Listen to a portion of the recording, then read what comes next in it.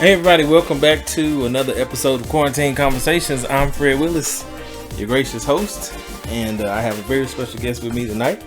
And what we're talking about is a film that most of you have seen already, and you've seen it and you shared your critiques, all that fun stuff. We're just gonna share a few of ours tonight.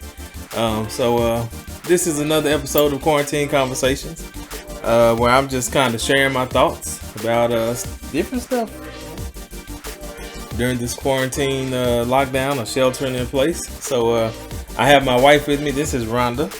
Say hello to everybody. Hi everybody. Hi everybody. So yes, that's Rhonda, and I am Fred. I am the host of this wonderful show, and so yeah, what we're going to talk about tonight is the Clark Sisters, the first ladies of gospel. We are Clark Sisters fans. I'm a huge Clark Sisters fan, and yeah, all the way back to the original, you know, with all five of them singing. And my wife is as well. Her favorite Clark sister is Dorinda, I believe, and mine is Twinkie Clark. Of course, course, that's right. The musician. I shared yesterday about the song. I think that's, to me, kind of defines their sound, and it's, what is it? The Name of Jesus, something like that. I keep forgetting the name. I shouldn't be forgetting it, but anyway, I know how to find it now thanks to YouTube. But so we watched the movie, and we're gonna share a few thoughts. We did a taping the other day, and something happened to it. It was just the worst. Something happened. Something happened. It was worse. But so I'm gonna let Rhonda kick this off, and then I'll come back behind her with my hot takes. I took some notes, you know. It's my style. So I took some notes. I'll share what I wrote down. But before we go too far, I'm going to go ahead and turn it over to you. Share your thoughts on the Clark Sisters, the first ladies of gospel. Okay, so my thoughts on the movie, I could appreciate it because I feel like it showed their humanity. It showed, you know, that they are real people just like us. Even though we see them glammed up and with their beautiful hair, nails, makeup, but they still have real life issues just like each of us do, and families. And sometimes as celebrities, you know, when you see celebrities, you feel like that they don't have the human part. And I feel like in the movie, it really showed them being human. Mm-hmm. You know, that they have problems, they have their own struggles, they have their own issues. Yep. And so that was my takeaway from the movie. One of my hot takes is that, you know, you just saw the humanity of them. You saw the humanity of their mom, that she was a mom, mm-hmm. you know, not just a choir director, not just, you know, what people said about her, but she was a mom on top of all of that. And so I really could appreciate just the human side of that. I felt like, you know, it opened up my mind a little bit about the Clark sisters. And their mother, right? And their mother, sorry, mm-hmm, yes. Mm-hmm. So you say their human side. Their human side. Okay. Yes. So how did they change your perspective from what it was before that? That's what I want to know. I mean, you know, when you see artists or when you see your favorite artists, sometimes we can get, when we see them at a certain level, we can get to a place where we feel like they don't have any struggle, mm-hmm. or they don't have you know, any problems unless they let you into their world. Okay. You know, and so the movie just kind of let us into their world growing up, you know, and so that's what, you know, yeah. Well, that's cool. I mean, I get that sometimes you don't think people have struggles. Right. And it's, but you know what? The Bible even says this, and I'm not trying to jump there yet.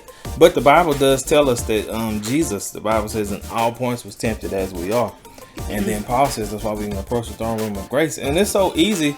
And I don't even think they hid issues. I mean, we all have issues. I mean, people just overlook them, though, because of who they are. Mm-hmm. You know, people just feel like, not saying that they didn't, you know, we didn't know they went through stuff. Yeah, we all go through things, but sometimes people just put that in the back of their mind because of who the person is. And sometimes we make demigods out of people. Exactly. You know, and we forget that they're human. Yeah. Even though sometimes they try to show us, you know.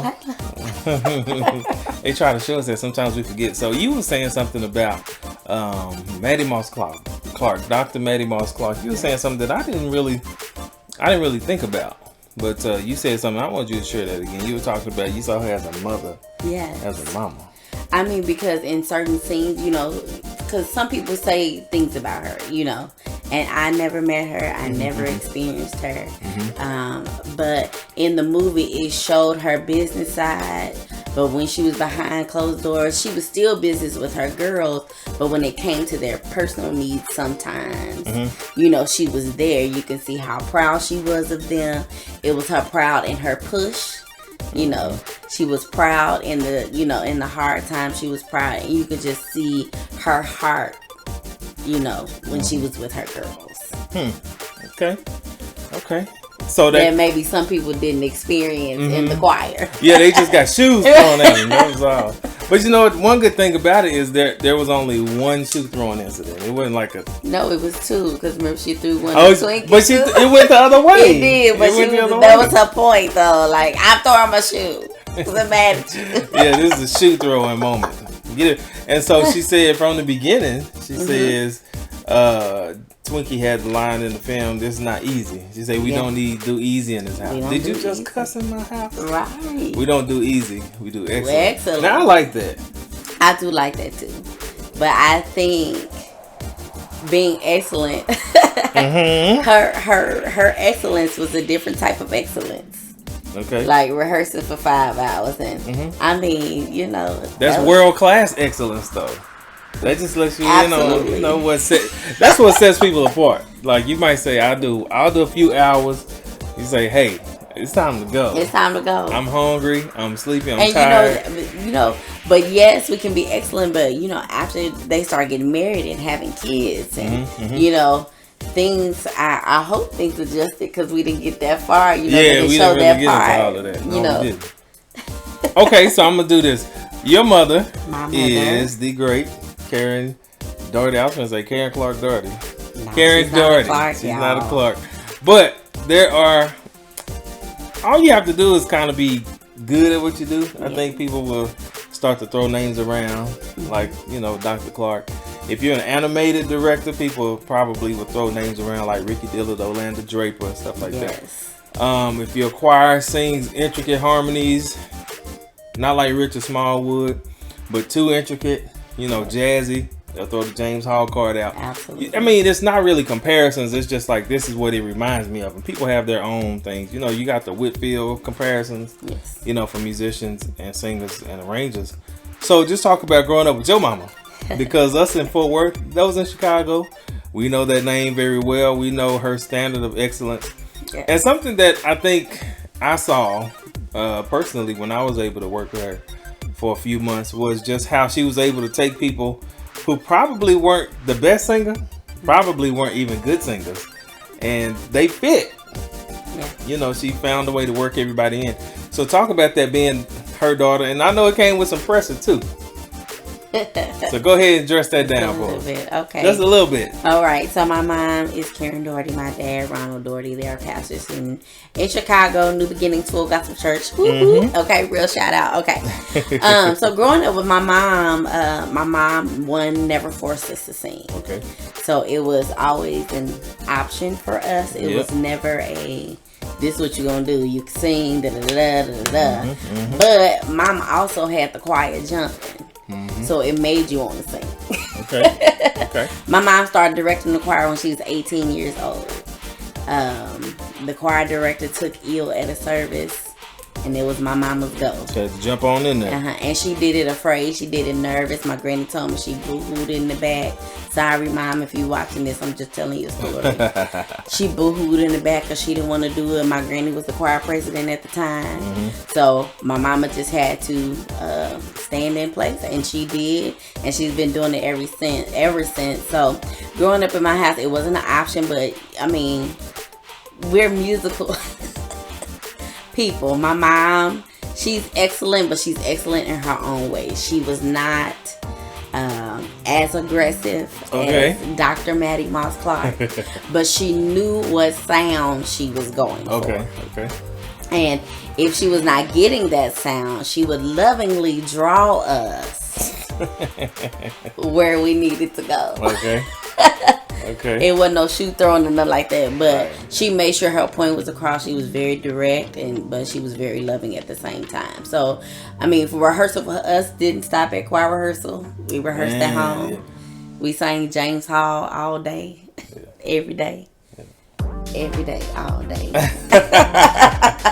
That's my mom's favorite. James Hall music. His choir music is her favorite. So that's all we did was sing that. It was many nights. My dad went to close the door on us because we was too loud. But sorry, Daddy. So music was big in y'all's home. Absolutely. Mm-hmm. And my dad sings too, believe it or not, guys. He's a great writer too. He is. Yeah, he's a great writer.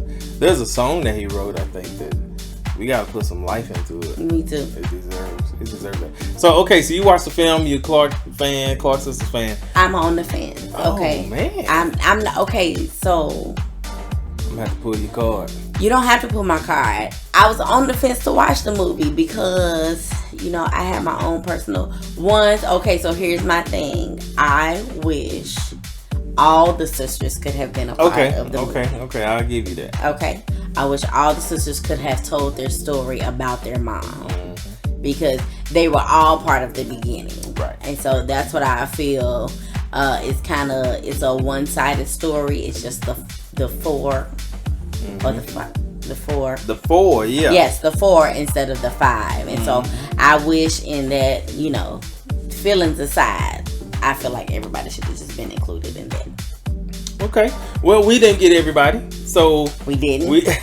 And the Denise stuff started early. It started in that first scene with, she was like either gonna wake up and sing for Jesus or lay down for the devil or something like that. I'm like, but you know what it did? It showed me though, and maybe this is true, that she wanted to do something besides sing. And maybe so. But does that mean that I don't want to be a part of the family? No, it doesn't. No, it doesn't. I mean, no, I'm not gonna say that. I wouldn't. I mean, that's going out there on the limb. It is. But I don't know. I mean, I hate to say like, they didn't know anything but singing, but but they did. To a certain extent, you would think so, huh? They did not. Jackie is a nurse, though. We did get that out of it. Jackie is a nurse, okay? She has a vocation besides singing. She is a bivocational Grammy Award winning gospel artist. She is a nurse. And she told them that's why I went and got a job as a nurse. Because when y'all start tripping, I can get up and go to my own job. So that I'm like, that might have been a ride that she might not have really said that. Yeah, there was some Hollywood elements in there. And you always gotta watch for that, especially when you start quoting movies and stuff like that. But the movie was supervised by Karen Clark Sheard, First Lady Sheard. So a lot of that, I'm sure they fact checked. Even the script writer, like, hey, this is what happened, this is what didn't happen. Okay, that's good, but that's not, Because I would hate to be walking around quoting Dr. Clark and she didn't say it. True. Like the scene where she took the gum, where she threw the shoe. She was like, if you were chewing gum, you might be able to sing the note. She was a choir director and a usher. You might. Yo, that was great. And I gotta shout out Anjanae Ellis. She just killed that role. Yeah, she was good. I stared at her in the film and I was like, yo. She looks so much You have to convince me that's not Dr. Absolutely. And so she did really good. And that's somebody that's hard to get into. I mean, I know that's a lot mentally to prepare for, especially if you're not in church. Exactly. I don't know her background, but if you're not church and you're doing a role like that, man. Yeah. Yes, absolutely. That takes a lot of energy. Okay, so what were any, let me say, surprises? What surprised you about the film? What did you learn about them that you didn't know? You already said you saw them, it humanized them. But, name something, because we watched it again on Sunday. We watched a little bit on Sunday. Yeah, we've seen it 1.5 times. And so she didn't want to see it again Sunday. And I did something and forgot to change the channel. You just be trying to get under my skin. No. Before I knew it, she had come from the table over to the couch and we were watching it again. And it does draw you in. It does draw you in. Especially that first 17 minutes. Yeah, that first scene, that was, I needed some Cool Filter Kings. I needed some Cool Filter Kings. Like, bring my nerves down. But they fit all of that in 2 hours though. Yes. I think it should have been a miniseries. Absolutely. If I would say there's anything I didn't like about it, it's that. I agree. It needed a miniseries. Because one, they could have just did a day about Dr. Madeline Miles Clark by herself. Yeah. How she got to where she was in the Church of God in Christ. Mm-hmm. You know, how hard she had to work. You know, raising kids in the midst of all of that. Yeah. And, you know, that could have been a day and a half. Yeah, you sure. By itself. And that's one, I guess, it's one thing that I have that I wish we could have got the entire story. Yeah, we're on the same page there. Yeah. And even the gold albums in the film that were under the bed, you know, she had a life before the Clark I'm sisters. like, why are these under the bed, honey? Hang these up. I mean, but it showed you that, you know, it wasn't really welcome in the house, you know. But if you know Dr. Clark. Yeah, if you know Dr. Clark, yeah. But if you know them, you know the story. You know names like James Cleveland from back in the day. I mean, they're in Detroit, Motor City, the church scene, the music scene. There's a lot of that. So, and I compared that against the Jacksons, American Dream. Yeah. Because that's the definitive Jacksons movie to me. Whenever you want to think about or read up on the Jacksons, you look at American Dream. Yeah. Because it goes from 2300 Jackson Street to Motown to LA and ABC Records, you know, to Michael Jackson on the world tours, you know, to them coming together again. And just like the Clarks, they've had reunions and reunions and reunions. And they ain't no more reunions with Michael Jackson. Yeah. And you know what? For a while, he didn't want to come back with them, you know. So I think it was in 2001 they did a real big reunion. It was on CBS. I remember because I recorded it. I had a VCR in my dome. Come on, VCR. And I scheduled it to record. It was on a Sunday.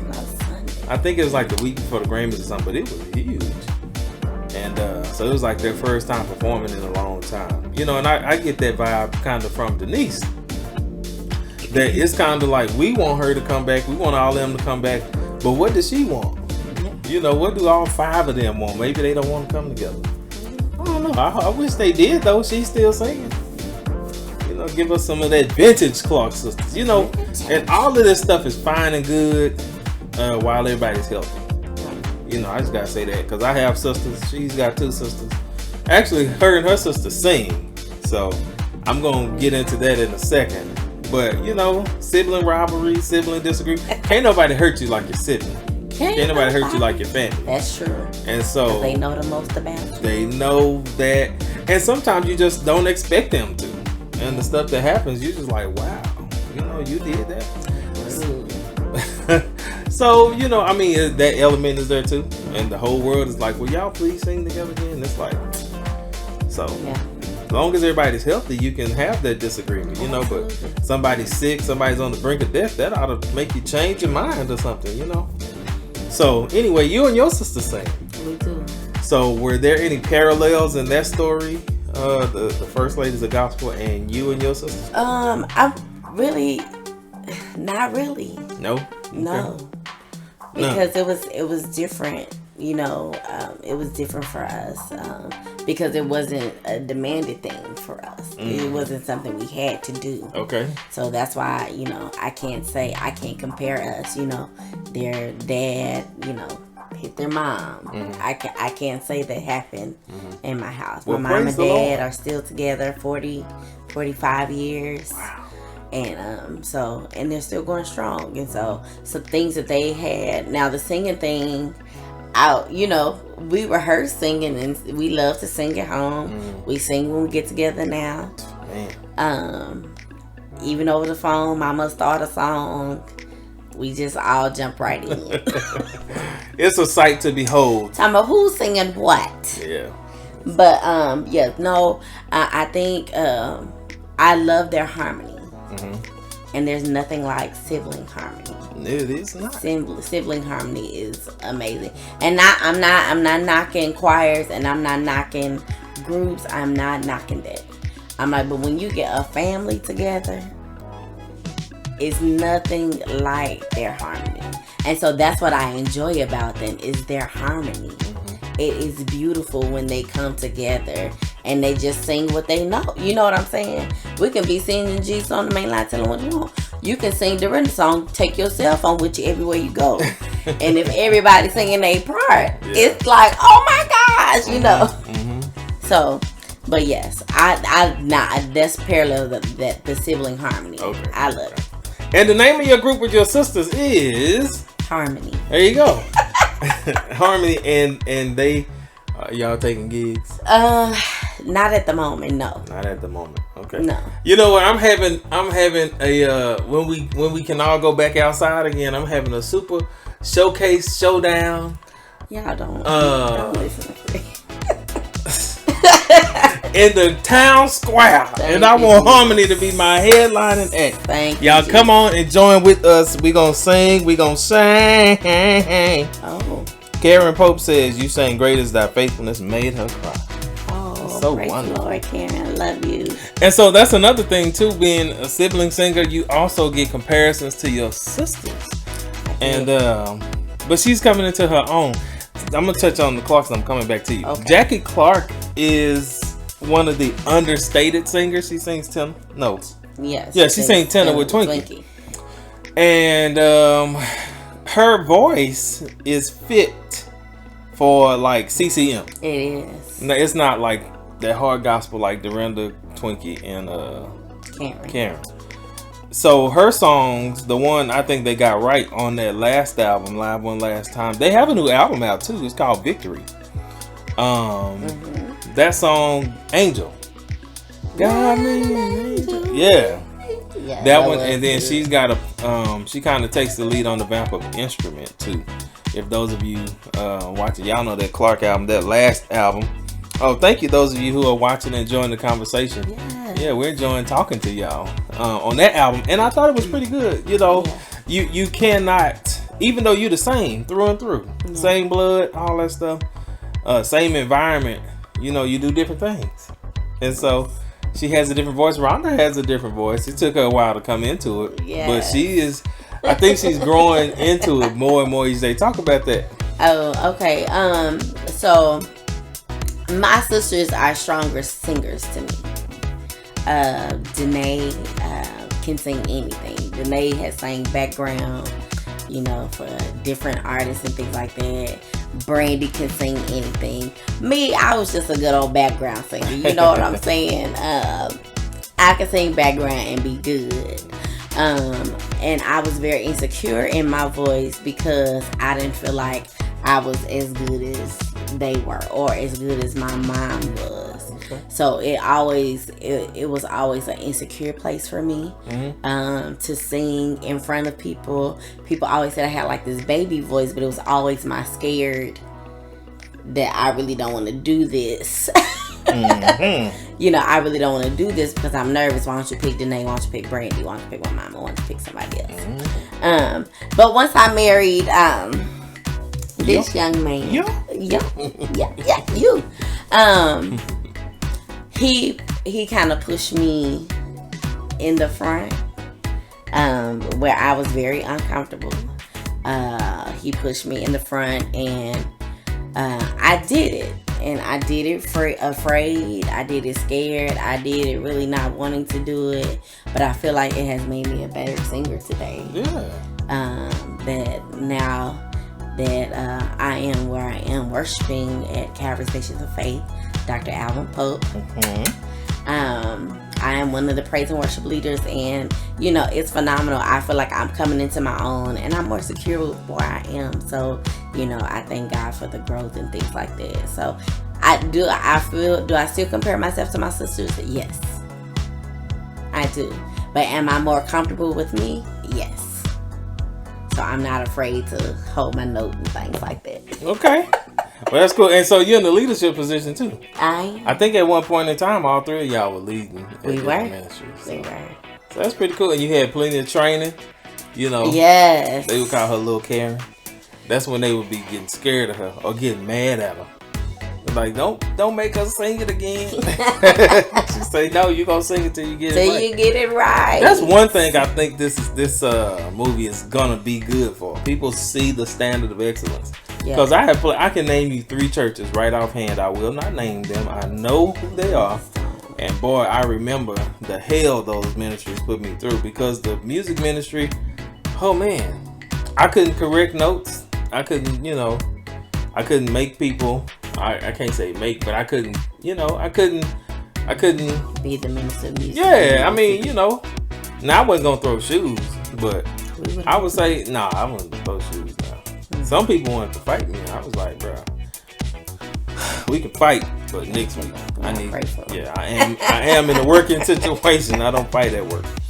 But yeah, it was hard because people don't get it. They don't get what music ministry is. Yeah. They don't get what it takes to produce a sound like that, Absolutely. So, let me see. Let's see. I think I wanna. You got anything else you wanna contribute? You don't? Oh man. So I guess it's my turn. All right, y'all. It's my turn. Thank you, Stephanie Mitchell. We love having you with us. And y'all in the comments, make sure you if you want to contribute to the conversation, come on with and let us know what you want to share. I got checking this like I got on glasses. I want to share this. They're on the way too. Something that I picked up from this film is that in marriage, something is going to be sacrificed. Yes. So he says to her, he said, you keep choosing, but you're choosing the wrong thing. Yeah. Now, I don't know if that's a script or if that's just a conversation, And so in marriage, there's always the need for compromise, whatever it is. He wanted to go be a pastor, and he wanted her to be a first lady, a pastor's wife. But she had a different calling, and so at some point in time, they need to compromise. I say they could have been a power couple in the Church of God in Christ. Even back then, they could have been a power couple. That's probably because all she had to go do was go talk to the bishop. My husband. Yeah, or do something like change the schedule. If you're in that much demand, you just move the schedule around. That's what I think. I don't know. Yeah. It's a lot more stringent back then. Mm-hmm.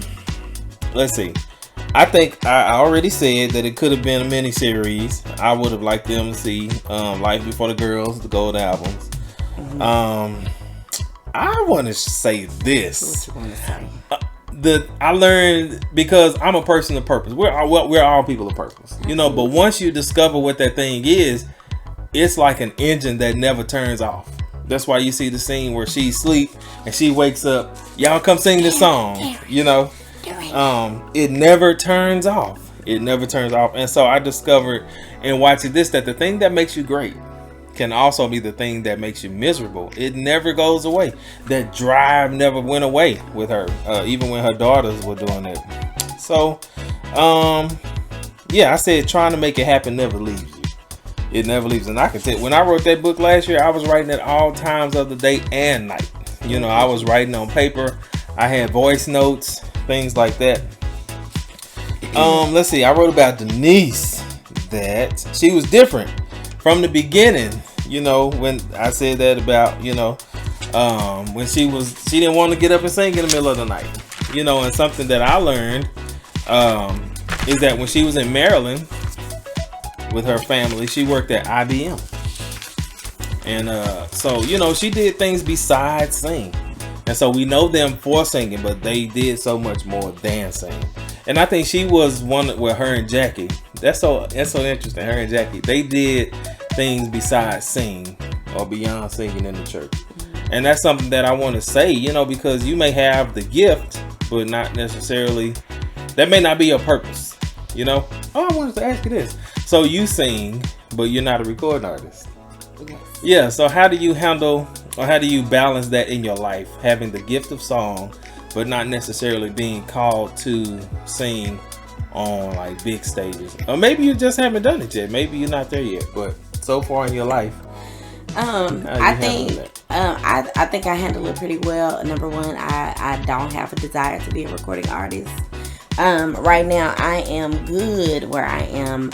I think it all goes back to because I had the option to choose what I wanted to do. Okay. If I, that I was not necessarily made to sing, but if this is what you decide to do, then do that. And I feel like that's something that's always stuck with me. I like being a praise and worship leader. I love being a praise and worship leader. Being an artist would be too much pressure for me. Okay. It would be pressure. Gotcha. Pressurous. That. Pressurous. I know that's not a word. It would be too pressurous for you. Too pressurous for me. Write that down. Pressurous. It's a new Pressurous. word. We just invented it. Webster's gonna call us. Right. Pressurous. But I'm comfortable where I am. Is there a pressure to be a worship leader? Absolutely. But I'm at a solid ministry. My pastor encourages me to keep moving in what I'm doing and things like that. So it's nothing for me now. Okay. To be a praise and worship leader. Well, that's cool. We have a question from Yes. Sharon Robertson Jones. Says, why didn't they talk about the brother? I do not know. He was mentioned in the scene when Jackie got married, and the mother, Dr. Clark, hands her the money, and she says, "I know Clark was hard on you and Leo." It's Leo. You know, I don't know why he's under me. Somebody said he may not have consented to be. I don't know. But Leo is the oldest, I believe. He's the oldest, so you know. Yeah. If you have Karen Clark Sheard on set, and she's, I don't know, 15 years younger than him, I mean, you can imagine those experiences were probably, just different. Yes, and so Lakeisha said, I wish they could have learned more about we could have learned more about the other three sisters. More details were shared about Denise and Twinkie. Absolutely. But I think at this time, Karen was young, and so she probably didn't really have a life. Neither did Dorinda. But Dorinda was the, she was the evangelist. So, she didn't become an evangelist until later. But she was a churchy one. She was the very churchy and judgmental one. Oh. Yes, Kelly. Come on, shirt. Absolutely. But I'm working on my judgmentalness. Hi, Kelly. How are you? But yeah, we all have that. So what I did like about the film, if you know them, then you know what to look for. So you got Denise, that storyline. That started early. You have... and they did, I don't think... Can I interject? Yeah, I'm go sorry. ahead. I don't feel like they played Denise well. I feel like they just showed her as a promiscuous... liking to have fun, and then later you show up to the funeral with 7 kids. Right. And so I feel like that's where I feel like the unfairness came in. That they had the authority to portray her a certain way. You're right. Without her input, without any of her children's input or anything like that. So that's why I think it is unfair. That's why I wish everybody could have had a part in the movie, because I think it was unfair that she didn't have any say. Well, from what I have seen and have heard, they reached out. No, she said they didn't reach out. She did. She said they did. Yeah, she said that nobody reached out to her about it. Larry said he has the contract. Her son, Larry Clark. So before this, Larry Clark has done a wonderful job just kind of showing memories of, his mom. Everybody. His mama, his aunties, his granny, his grandfather. He told great stories, the uncles, the Moss family. So he said he had the contract. She put on Instagram. They didn't reach out. So, and by 1994, she was already pastoring. Absolutely, yeah. So they failed to mention that. That was an easy detail. And whether you agree with it or not, she is now Apostle Denise Clark Bradford. Yeah. So she's been in ministry that same time since then. So let's see. Greg and Dorinda was flirting in the choir stand. How many of y'all did that? Y'all know. I even like the way they presented Bishop Sheard, Drew, and Karen, and how they got together. Yes. And absolutely. I thought that was cool the way they put that together. Even Jackie, she got married. But they started that storyline about Denise real early. They wanted to let you know what time it was. I want to talk about this though. Twinkie had a dream. She was on her way to Howard, and she came home to play the organ for her mama. Now I gotta ask the question. Not that I'm gonna get an answer unless y'all know. I wonder if that was really her dream. I wonder if that's really what she wanted to do. And I always ask stuff like that because you can find yourself doing what other people want you to do. You can put your energy into it, but God created us for a reason. Being a musician. Yeah. I don't think that's what she wanted to do. She is a bomb musician. She is a bomb musician. But I don't feel like what the movie portrayed. I don't feel like that's what she felt like her purpose was. I know that the movie to me, and that's why I wanted it to be a miniseries, because it created more questions than it answered. Absolutely. To me, I don't know. Maybe I'm the only one that feels like that. Yeah, I just feel like it created more questions because, like, I want to know more now, and they put so much into that movie. It's like, how do you add to it? Yeah. And what do you add? But it would be too late to add. You know what I'm saying? Because they put out yeah. They put out what they put out. So yeah, and that's why you gotta bet on yourself. When they took this movie to whoever, I don't know if they took it to Lifetime or if Lifetime partnered with them from the beginning. You gotta bet on yourself and say, "Yo, this is a really good product." Because R. Kelly got a week. He got a week. Who else has been on Lifetime? They've done what?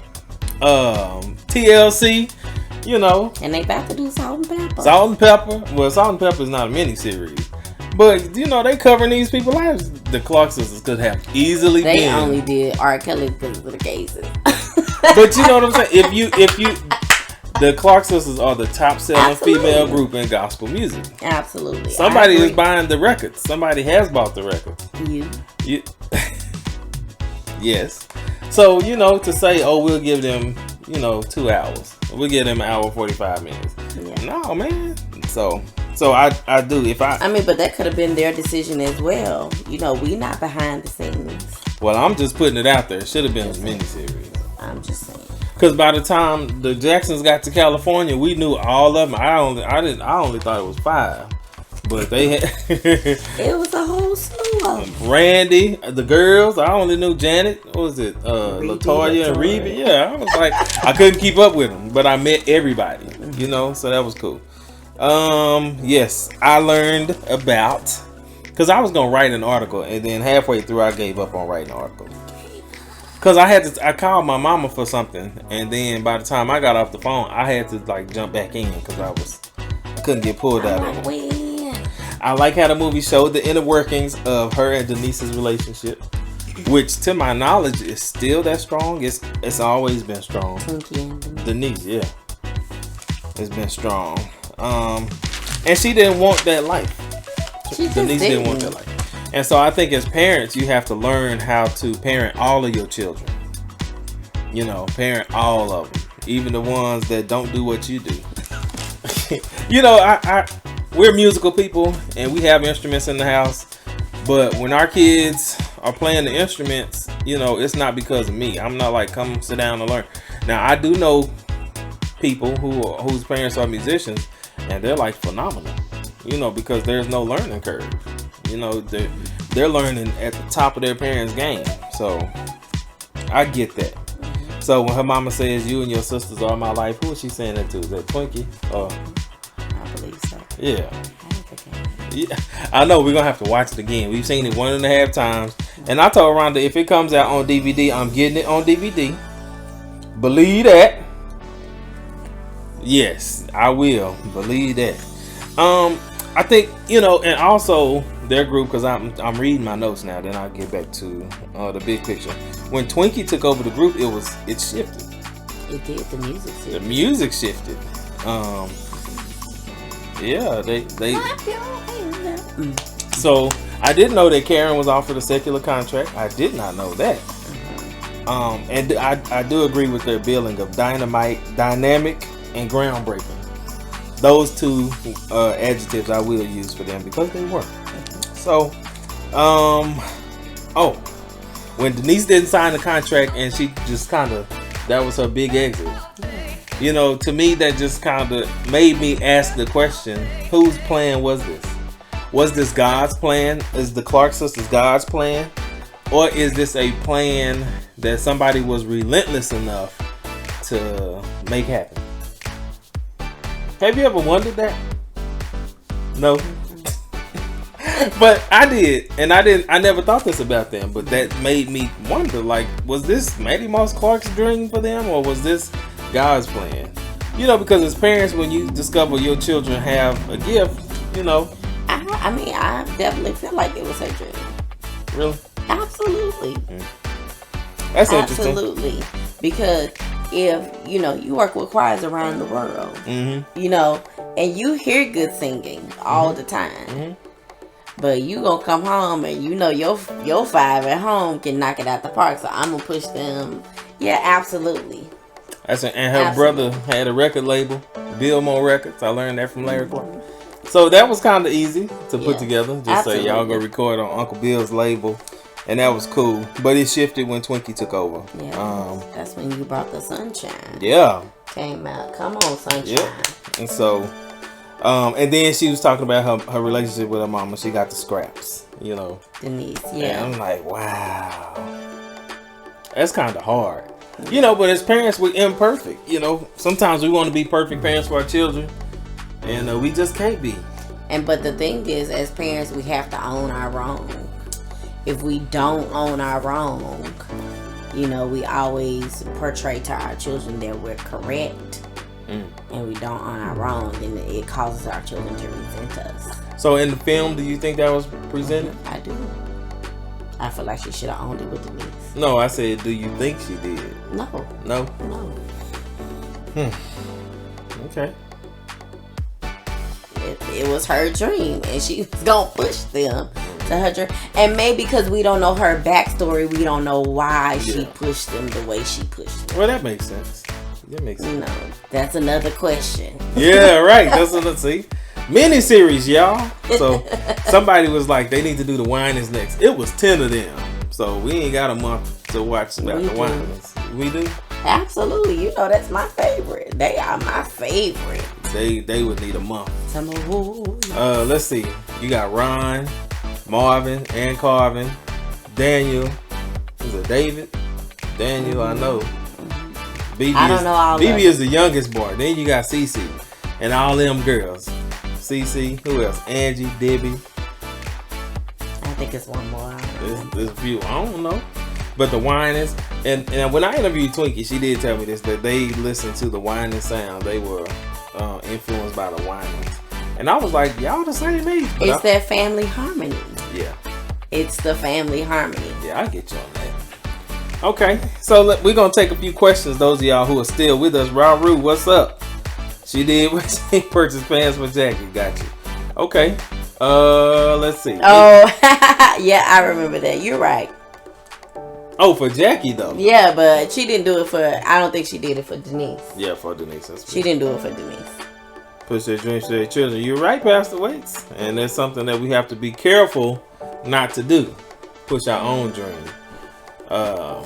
Yeah. Unless we see a potential in our child. You know what I'm saying? She saw potential in them. I understand that, but she drill sergeant them like they was in the army.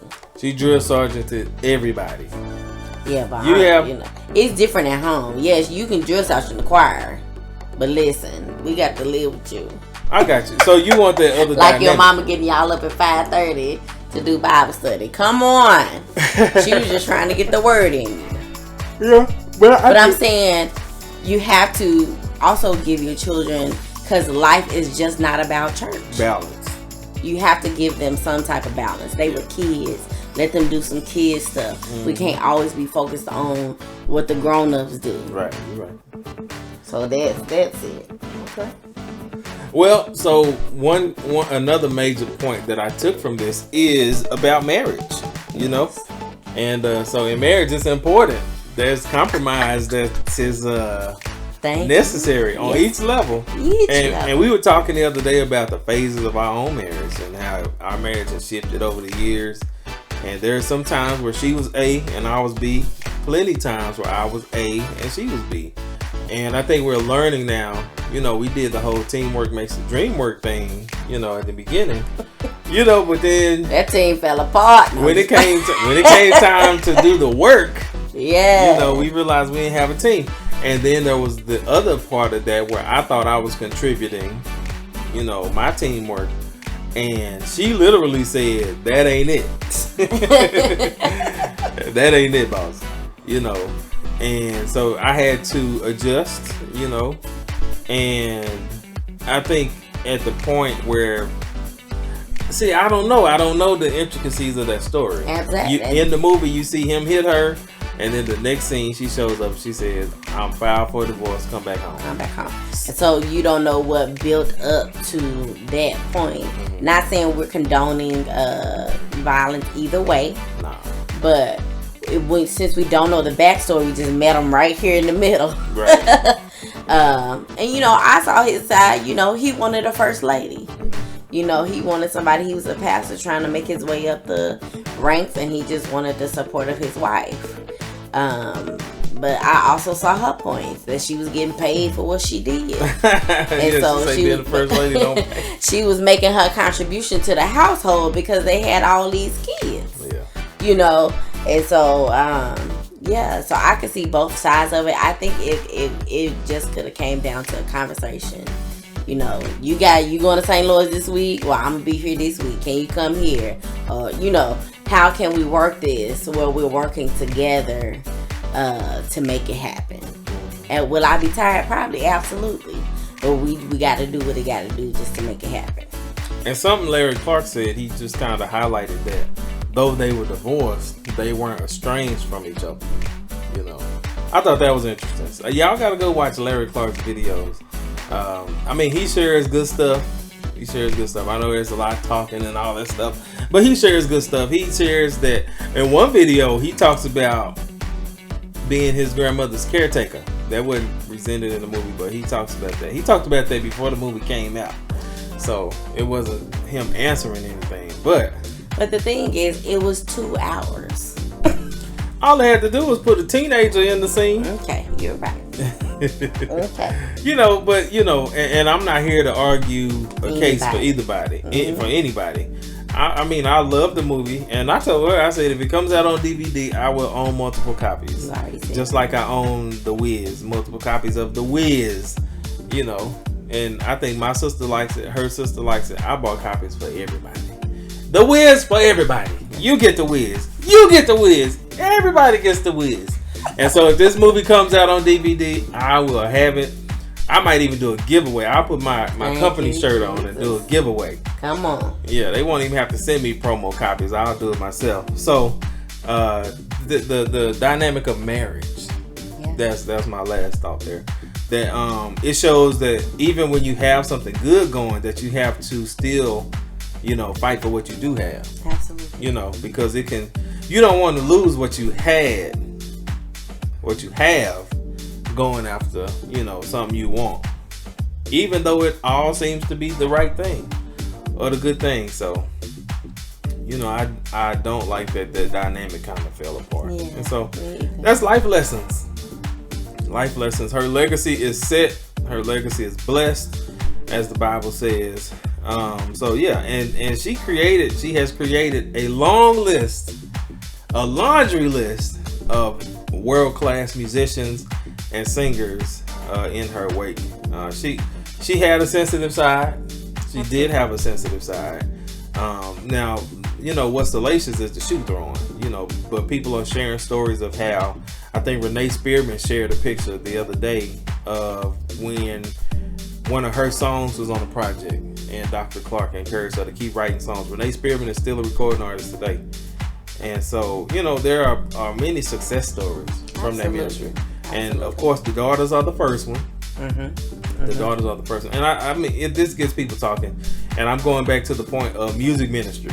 You know, we can teach hard songs again. You know, and we can point to this movie and say, because this is what happens when you do the hard work, when you commit to doing the hard work. You know, and I think, you know, some people like to throw her name around. And I'll be like, don't be throwing her name around, because you ain't hitting the mark. You know, but we have a standard in Dr. Mabel Moss Clark, the Clark sisters, that family harmony, you know. And so if I have 2 sisters, Rhonda has 2 sisters, and so I just want to say to people, if you got issues in your family, we all got issues, man. We all have issues. We all have disagreements, especially with this quarantine stuff, this COVID-19. You never know where it is. People are getting infected with this virus, and they are passing away every day. And if you're infected and you're at the hospital, you're back there by yourself. If I had to take her to the hospital, they wouldn't even let me back there. If she had to take me, they wouldn't let her back there. So, fix this stuff if you can. Most of it can be fixed, I think. And I don't want to make this a spectacle about their family. Because like I said, we all have something. We all have something. We all have our set of functioning dysfunction.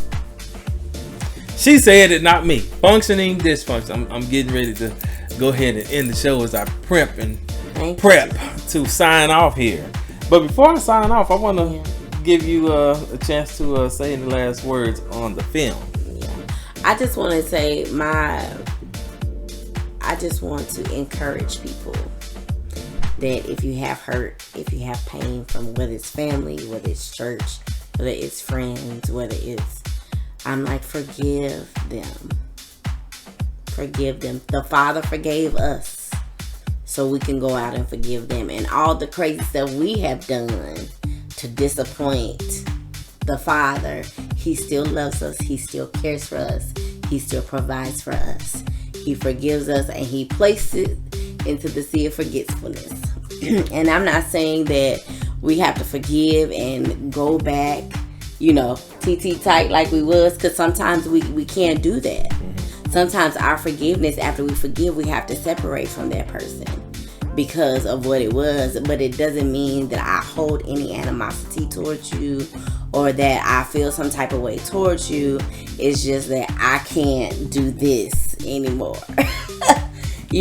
So I just want to encourage you, family, friends. We've all had family hurt. We've all had church hurt. We've all hurt if you're married, your spouse didn't hurt you, your kids didn't hurt your feelings, things like that. But I just want to encourage you to forgive them, even in this time where we have time to sit and think.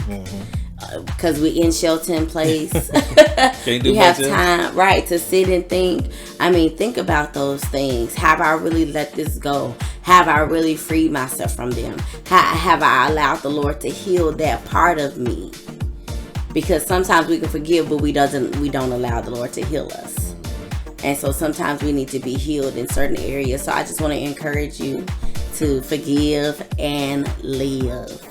Forgive and live, y'all, because it's detrimental sometimes for us. Sometimes we killing ourselves because we holding unforgiveness. So I don't care if the person has passed away. I don't care if they still living. My mother-in-law say, if they pass away, put a chair in front of you and imagine that person in front of you and tell them how you feel. And then just free yourself from the situation and ask the Lord to heal that part of you. So that's my final words, is that I want us to forgive and live in 2020. God has great things for us. Even in this. J.J. Harrison wrote a song, said, after this, there'll be glory after this. Amen. So that's all I had. That's my last. Well, all right then. So, she felt the help on that one. And so, obviously, we want to thank all of you for watching with us tonight. We plan to do more of these. I watch a lot of TV, so I think I could do more of these than she could. But I have my favorite show. She has a favorite show. So maybe we could do this more often. But I know, love you, Pastor Waits. Absolutely. Thank you so much. And thank all of you again for watching, for your comments and for shouting us out. I think that was pretty good. This film highlighted, what people press through. She said it showed their humanity, and so I have a different level of respect for them, knowing what was going on in their lives besides singing. We all have a story. Some of us have stories we would never share, and that's just part of life. We have stories, we have aspects of our lives that we kind of want to keep hidden, keep where they are. We want to protect it. And I can imagine that even as they put this together, they wanted to protect their mother you know, possibly even their father. You know, their legacies, their respective legacies. You know, even though they presented information that I guess somebody would say didn't look good, you know, it's still part of their story. So, you know, I've interviewed all 4 of them. I reached out to Apostle Bradford years ago, and she never responded. So I was kind of mad that I missed out on that. But she's a sweet person, and all 4 of the Golden Girls is what we call them now. They're so sweet. I've met them, and the next generation of the Clarks. I've talked to Larry, J. Drew, and Kiera. So you know, that's a wonderful legacy to have. It's a lot of pressure, a lot of public living, but so it's good.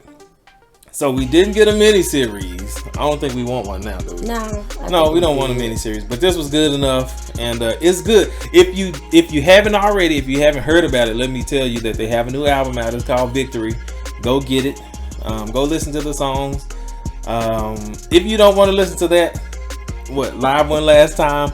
I think they said Victory is the last one. Live One Last Time was supposed to be the last one, but I love it. As long as you're live and stuff, hey, keep doing it. Whatever. If you don't want to listen to the new stuff, go back and listen to the old stuff, because you'll understand why people like me are just head over heels with their sound and their music. So, we did have a request. Somebody wanted you to sing before we left. Let me find this person. They did. Sing us out of here. Oh, before she sings, you can sing one of these. I don't know. I want to encourage y'all to check out my Quarantine Inspiration playlist on Spotify. Absolutely. It's got some wonderful songs on there to get us through this time and period. It's about 5 or 6 hours of music on there, and you can add your songs too. You can curate it with me. Don't take any songs off, but add your songs, okay? And make sure you do that. I'm so glad to have spent this time with you guys today. It's time to go. Won't you sing a song now? I don't know. Sing us a short dismissal song. Something they won't ding us for copyright. Okay, so great is thy faithfulness, O God, my Father. There is no shadow of turning with thee. Thou changest not, thy compassion, they fail not. As thou hast been, thou forever will be. Great is thy faithfulness. Great is thy faithfulness. Morning by morning, new mercies I see. All I have needed, thy hand has provided. Great is thy faithfulness, Lord, unto me. Good night, everybody. Good night. Hey everybody, I'm Dorinda Clark Cole, the Rose of Gospel. Hi, I'm Karen Clark Sears. Hi, this is Pointy Clark. And this is Larry Clark. I am Jackie Clark, the jewel of the Clark sisters.